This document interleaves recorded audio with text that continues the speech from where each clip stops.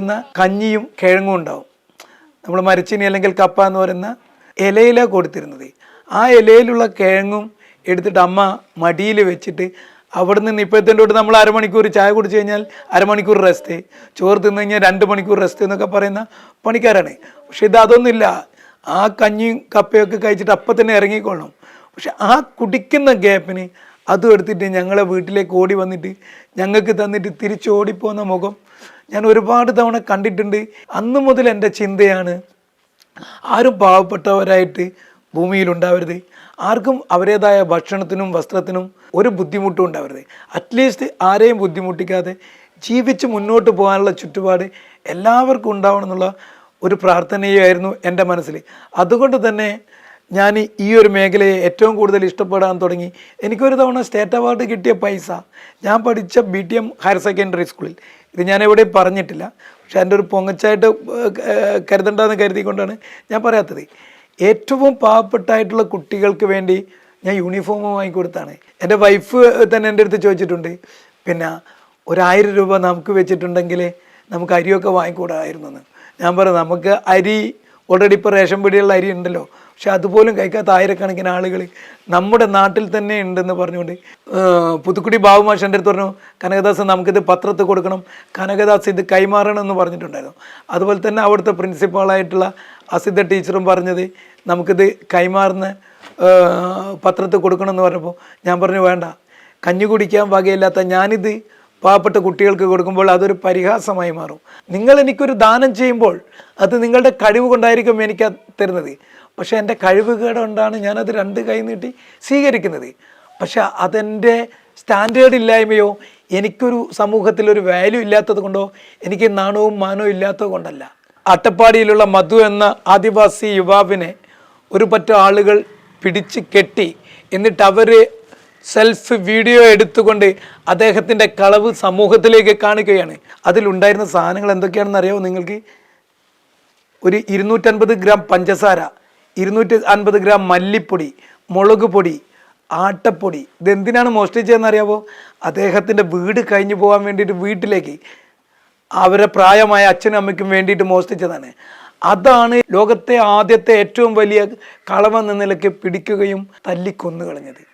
അത് നമ്മുടെ കേരളമാണ്. നമുക്കറിയാം, കാസർഗോഡ് ടു ട്രിവാൻഡ്രം വരെ ആംബുലൻസ് ഓടി ഹൃദയം കെയർ ചെയ്തുകൊണ്ട് ഒരു വിലപ്പെട്ട കുഞ്ഞിൻ്റെ ജീവൻ രക്ഷിച്ചതും ഒരു വിലപ്പെട്ട ജീവൻ കവർന്നതും നമ്മുടെ കേരളത്തിലാണ്. ഇതൊക്കെ പറഞ്ഞു വരുന്നത് എവിടെയൊക്കെയോ ആളുകൾ മാറാനുണ്ട്, എവിടെയൊക്കെയോ ആളുകളെ മാറ്റാനുണ്ട്. ആ ആളുകൾ മാറുകയും മാറ്റുകയും ചെയ്തു കഴിഞ്ഞാൽ നമ്മുടെ സമൂഹത്തിൽ അനാഥരും അശരണരും മാറാരോഗികളും ഉണ്ടാവില്ല എന്ന കാര്യത്തിൽ യാതൊരു സംശയമില്ല. എനിക്കൊരു അനാഥാലയം എടുക്കണം എന്നുള്ള വലിയ ആഗ്രഹം ഉണ്ടായിരുന്നു, വലിയ ആഗ്രഹം. കേരളത്തിലെ, ഇന്ത്യ, ലോകം മുഴുവൻ നമുക്ക് നന്നാക്കാൻ എന്തായാലും പറ്റില്ല. കേരളത്തിലെ അനാഥരും അശരണരുമായിട്ടുള്ള ആളുകളെ ഏത് സമയത്തും അവിടെ പാർപ്പിക്കാനും അവരെ നോക്കാൻ വേണ്ടിയിട്ടുള്ള ഡോക്ടർമാരും അവർക്ക് ഏത് സമയവും കൃത്യമായ രീതിയിലുള്ള ഭക്ഷണം കിട്ടാനും അവരെ കെയർ ചെയ്യാനും അവരെ ഉല്ലാസത്തിന് വേണ്ടിയുള്ള എല്ലാം സെറ്റ് ചെയ്തുകൊണ്ടുള്ള ഒരു അനാഥാലയം എൻ്റെ എപ്പോഴും ഉള്ളൊരു സ്വപ്നമാണ്.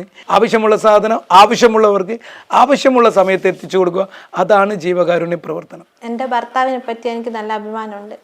മറ്റുള്ളവർ നല്ല നല്ല കാര്യങ്ങൾ മാത്രമേ പറയാറുള്ളൂ. ഞങ്ങളുടെ വിവാഹം കഴിഞ്ഞിട്ട് 13 വർഷമായി. ഇന്ന് വരെ ഒരു ദേഷ്യപ്പെട്ടിട്ടോ ഒന്നും പറഞ്ഞിട്ടില്ല. ഏത് രാത്രിയിൽ ആര് വിളിച്ചാലും പോകാനും എടുക്കാനും കഴിയും. ഇപ്പം അതിന് സാധിക്കുന്നില്ല. കനകേട്ടൻ എന്ന് പറഞ്ഞാൽ ഒരു ജാതിയോ മതമോ രാഷ്ട്രീയമോ കൂടാതെ എല്ലാവർക്കും വേണ്ടിയിട്ട് നല്ല രീതിയിൽ പ്രവർത്തിക്കുന്ന ഒരാളാണ്. എൻ്റെ മകന് ഒരു സ്കൂളിലെ ആവശ്യത്തിനായിട്ട് ഒരു ലഹരി വിരുദ്ധ പ്രവർത്തനത്തിന് ഒരു മത്സരം വേണ്ടി വന്നിട്ടുണ്ട്, ഒരു ലഹരി വിരുദ്ധ പ്രസംഗം. അപ്പോൾ അത് കനകേട്ടൻ്റെ അടുത്ത് വന്ന് ഞാനൊരു ആവശ്യം പറഞ്ഞപ്പോൾ ഒരു മടിയും കൂടാതെ അത് എഴുതി തരികയും അത് മകന് സ്കൂളിന് വേണ്ടി പ്രസംഗിച്ചപ്പോൾ 1ാം സ്ഥാനം കിട്ടിയതിൽ ഏറ്റവും വലിയ ഒരു അംഗീകാരം ലഭിച്ചതായിട്ട് എനിക്ക് തോന്നുന്നുണ്ട്. ഞങ്ങൾക്ക് എത്രയും പ്രധാനപ്പെട്ട ഒരാളാണ് കനകദാസ്. എനിക്ക് മാളത്തേൽ കോവിഡിൻ്റെ സൂചി വെക്കാനുണ്ടായിട്ട് 2 പ്രാവശ്യവും ഇവിടെ വന്ന് വെച്ച് തന്നതാണ്. ഒരു ഹോസ്പിറ്റൽ പോകണമെങ്കിൽ ആദ്യം വണ്ടി വിളിക്കാനോ എവിടെയാ ചെയ്യേണ്ടതെന്ന് വെച്ചാൽ ചെയ്യും. താക്കോൽ ദാനത്തിൻ്റെ ആ അവസ്ഥയിൽ തന്നെ എല്ലാവരും ഗാനമേളയും എല്ലാ ഇതും വെക്കുക. പക്ഷേ മുപ്പതെന്ന് വെച്ചാൽ ഞങ്ങൾക്ക് വേണ്ടിയിട്ട് കൂടുതലായിട്ടുള്ള ഒരു എന്താ പറയുക ഒരു മെഡിക്കൽ ക്യാമ്പ് പോലെ നടത്തിയിട്ട് സാഹചര്യത്തിൽ സ്റ്റേജ് പോലെ ഡോക്ടർമാർ വന്നിട്ട് പരിശീലനങ്ങളോ എല്ലാം ചെയ്തിക്ക്. തുറവൂർ ഗ്രാമപഞ്ചായത്തിലെ 9ാം വാർഡ് മെമ്പറാണ് ഞാൻ. ദിബിന എന്നാണ് എൻ്റെ പേര്.